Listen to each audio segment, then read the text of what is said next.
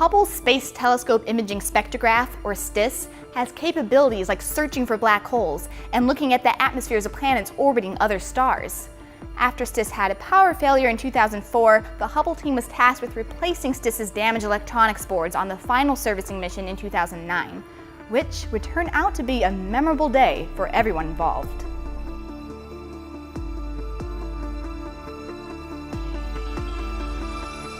So for about 2 years, I spent almost every day with the EVA team, the 4 crew members. We practiced that repair many, many times, and we had practiced it in the water, start to finish in the pool many times. We spent hours and days and weeks and months going through what if this bolt fails? What if the cable doesn't mate? So I felt that we had covered, as much as we could have thought of going into this EVA.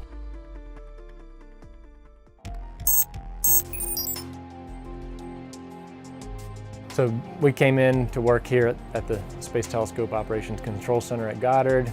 Our mechanical response team was watching the EVA in a conference room in Building 29. I was located down at Johnson Space Center along with the servicing mission manager.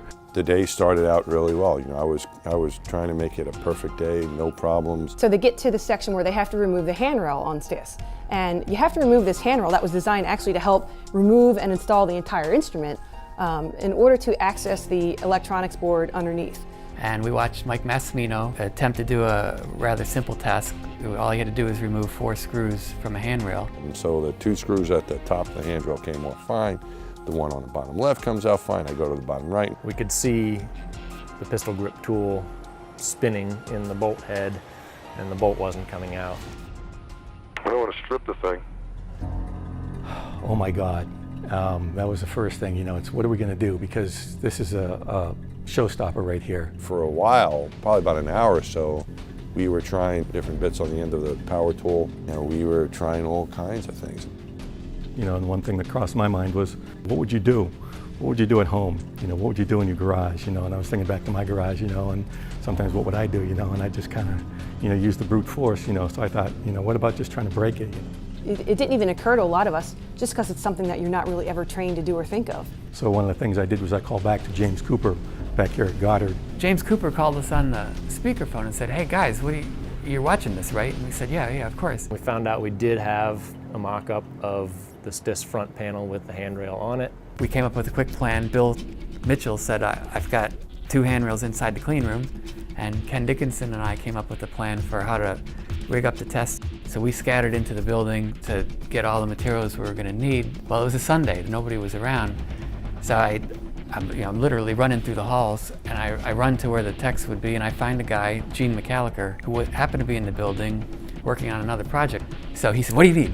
Because he seemed to pick up on my body language before I even asked my question. I told him I need a torque wrench and I need a digital fish scale. He takes off to go get it. I go to 190. Ken Dickinson's already in there, and within minutes, Bill Mitchell comes busting through the door, carrying the handrail, still in his bunny suit and his cleanroom garment. We get the handrail all set up.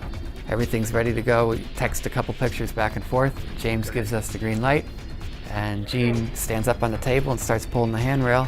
And right when he got to 60 pounds, it snapped.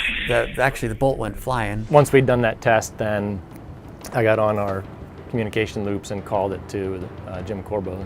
So ultimately, James came back and said, it'll take about 60 pounds of force for them to break it off. So Goddard had done this test, fed the information to us. We talked to the flight director about it to get him comfortable. Okay, Mass, you copy that. 60 pounds linear at the top of the handrail to bust off that bottom bolt. I think you've got that in you. I can try.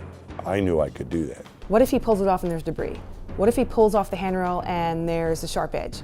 What if it takes a lot of force and it comes back and hits him? Mike Massimino was able to put some tape over the head of the bolt to contain debris that might go flying. And so I taped it as best I could, and Pointer was with me, helping me to tape that thing. And then Planet Houston, we don't have video right now, but we're ready. Okay, Mass, you have a go. There we go. So, disposal bag, please. Everyone erupted in cheers because when he pulled it off, he didn't see any debris, and he knew not to touch the potential sharp edges, and then we could just put that fastener capture plate on and complete the STIS task. the rest of the repair went fairly well. STIS, it was fine actually, and STIS is working. That 1 or 2 hours that I worked on breaking the handrail, that task, that very well could go down as a highlight of my career. So the Goddard team did a great job, and I'm forever in their debt. That day, the Hubble team really showcased their teamwork and problem-solving skills. But the past 25 years of Hubble operations are full of individuals stepping up to tackle seemingly insurmountable obstacles. So stay tuned for more Hubble Memorable Moments.